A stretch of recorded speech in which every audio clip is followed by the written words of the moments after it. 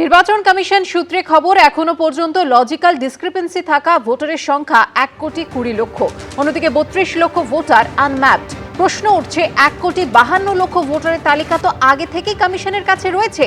তালিকা যখন তৈরি তখন শুধুমাত্র তা প্রকাশ করতে এত সময় লাগছে কেন, প্রশ্ন তুলছে বিরোধীরা।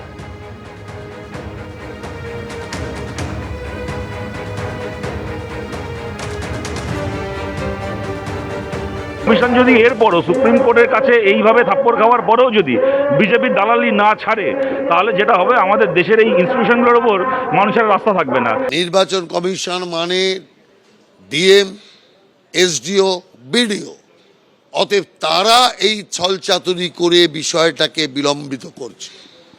অতএব আমি মনে করি এই বিলম্বিত করে ইলেকশন কমিশনকে জব্দ করার যে তৃণমূল কংগ্রেস প্রচেষ্টা নিচ্ছে তা শেষ পর্যন্ত ফলপ্রসূ হবে না। যত বিলম্ব হবে তৃণমূলের ক্ষেত্রে তত ক্ষতিকারক হবে। লজিক্যাল ডিসক্রিপেন্সির তালিকা প্রকাশ না হওয়া নিয়ে নির্বাচন কমিশনকে এবার নিশানা করলেন অভিষেক বন্দ্যোপাধ্যায়। তালিকা প্রকাশ না হওয়ায় 3টি প্রশ্ন তুলে পোস্ট করেছেন তিনি। কি লুকোতে চাইছে কমিশন, এই প্রশ্ন তুলেছেন তৃণমূলের সর্বভারতীয় সাধারণ সম্পাদক। 24শে জানুয়ারির মধ্যে লজিক্যাল ডিসক্রিপেন্সির তালিকা প্রকাশের নির্দেশ দিয়েছিল সুপ্রিম কোর্ট। কমিশন লজিক্যাল ডিসক্রিপেন্সির তালিকা প্রকাশ করতে পারল না। একটি সফটওয়্যার 1 ঘন্টার মধ্যে 7 কোটি লজিক্যাল ডিসক্রিপেন্সি খুঁজে পেয়েছিল। এখন সেই সফটওয়্যার যুক্তি, গতি ও বিশ্বাসযোগ্যতা হারিয়ে ফেলেছে। কমিশন ঠিক কি লুকোতে চাইছে? যদি 1 ঘন্টায় ডিসক্রিপেন্সি খুঁজতে পারে, তাহলে প্রকাশ করতে এতদিন কেন লাগছে? ডিসক্রিপেন্সি নিয়ে কি লজিক খুঁজছে কমিশন, প্রশ্ন অভিষেক বন্দ্যোপাধ্যায়।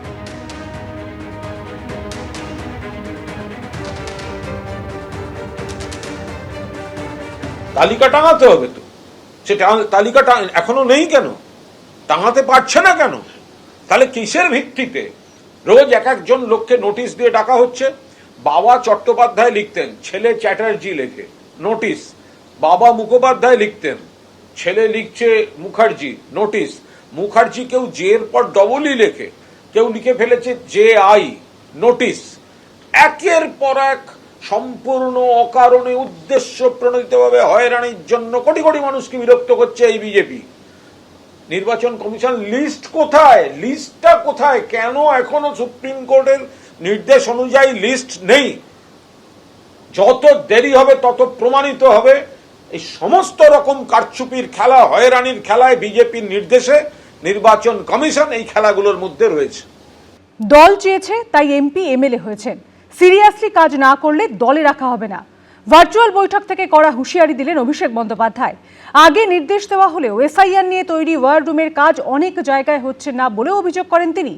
27শে জানুয়ারি থেকে 15ই ফেব্রুয়ারি অবধি প্রত্যেকটি ওয়ার রুম থেকে যাতে রিপোর্ট আসে, তার জন্য এদিন কড়া নির্দেশ দিয়েছেন তৃণমূলের সর্বভারতীয় সাধারণ সম্পাদক। সিরিয়াসলি কাজ না করলে দলে রাখা হবে না। এসআইআর নিয়ে নির্বাচন কমিশনের সঙ্গে তৃণমূলের সংঘাতের মধ্যেই এবার ভার্চুয়াল বৈঠকে দলের সাংসদ বিধায়কদের কড়া হুঁশিয়ারি দিলেন অভিষেক বন্দ্যোপাধ্যায়।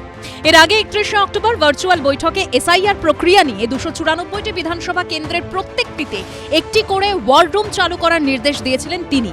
অভিযোগ, সেই ওয়ার রুমের কাজ অনেক জায়গায় আশানুরূপ হয়নি। এই অবস্থায় এদিন তৃণমূলের সর্বভারতীয় সাধারণ সম্পাদক হুঁশিয়ারি দিয়ে বলেন, যারা সিরিয়াসলি কাজ করবেন না তাদের পার্টি দলে রাখবে না। এটা জীবনের সবথেকে বড় সিরিয়াস লড়াই। এমপি এমএলএদের যখন দায়িত্ব দেওয়া হয়েছে তখন 3 দিন অন্তর মিটিং করবেন ডিওদের সঙ্গে। প্রয়োজনে রোজ সংসদে যাবেন না, প্রয়োজনে শুধুমাত্র বাজেট অধিবেশনে থাকবেন।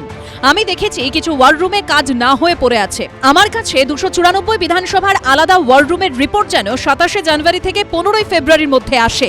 তিনি বলেন, কে কি করলো সেই অজুহাত শোনা হবে না।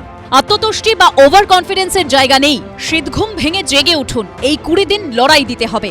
ভার্চুয়াল বৈঠকে উপস্থিত প্রতিনিধিদের অভিষেক বন্দ্যোপাধ্যায় মনে করিয়ে দেন, আমরা পরিশ্রম করেছিলাম, খেটেছিলাম বলেই বিজেপি তার মতো এসআইআর করতে পারেনি। সাধারণ মানুষের কথায় সুপ্রিম কোর্ট মান্যতা দিয়েছে। ওদের চক্রান্ত আমরা আটকে দিয়েছি, বিশেষ করে ফর্ম 7 নিয়ে। এই একই জিনিস দিল্লি, বিহার, মহারাষ্ট্র, হরিয়ানায় করেছে। ওরা ধরতে পারেনি, আমরা পরিশ্রম করে ধরেছি।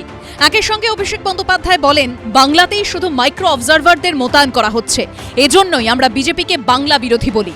মাইক্রো অবজারভারদের জন্য লগ ইন করা হচ্ছে, এটা নিয়ে আমরা খোঁজ নিচ্ছি। বেআইনি কিছু হলে আমরা আদালতে যাব।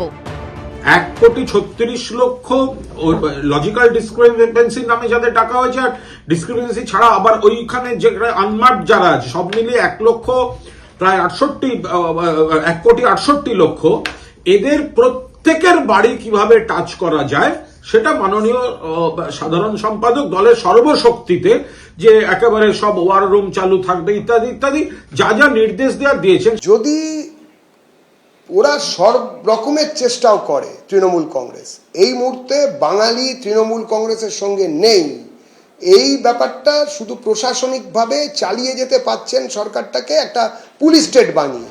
এদিন দলের সাংসদ বিধায়কদের উদ্দেশ্যে অভিষেক বন্দ্যোপাধ্যায় আরও বলেন, দল চেয়েছে তাই এমপি এমএলএ হয়েছেন, প্রয়োজনে সাংসদদের নিজের পকেটের টাকা খরচ করে ওয়ার রুম চালাতে হবে।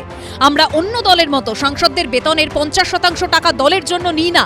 সাংসদদের উদ্দেশ্যে তৃণমূলের সর্বভারতীয় সাধারণ সম্পাদক আরও বলেন, ডিওদের ওপর চাপ বজায় রাখা আপনাদের কাজ, মানুষের ভোটের অধিকার যেন কেড়ে নিতে না পারে সেটা দেখতে হবে। তৃণমূল কংগ্রেসের কার্যকর্তারা বুঝে গিয়েছে যে আর তৃণমূল কংগ্রেসের দ্বারা এ রাজ্য চালানো সম্ভব নয়, সেই কারণে হতাশা এমন পর্যায়ে পৌঁছেছে হাজার ভার্চুয়াল মিটিং করেও কিচ্ছু হবে না। এদিন অভিষেক বন্দ্যোপাধ্যায় জানান, আগামী বুধবার বাংলা আবাস যোজনা প্রকল্পে নতুন করে 20 লক্ষ মানুষকে বাড়ি দেবেন মমতা বন্দ্যোপাধ্যায়। কৃষ্ণেন্দু অধিকারী ও শিবাশিস মৌলিকের রিপোর্ট, এবিপি আনন্দ। এবিপি আনন্দ, এগিয়ে থাকে, এগিয়ে রাখে।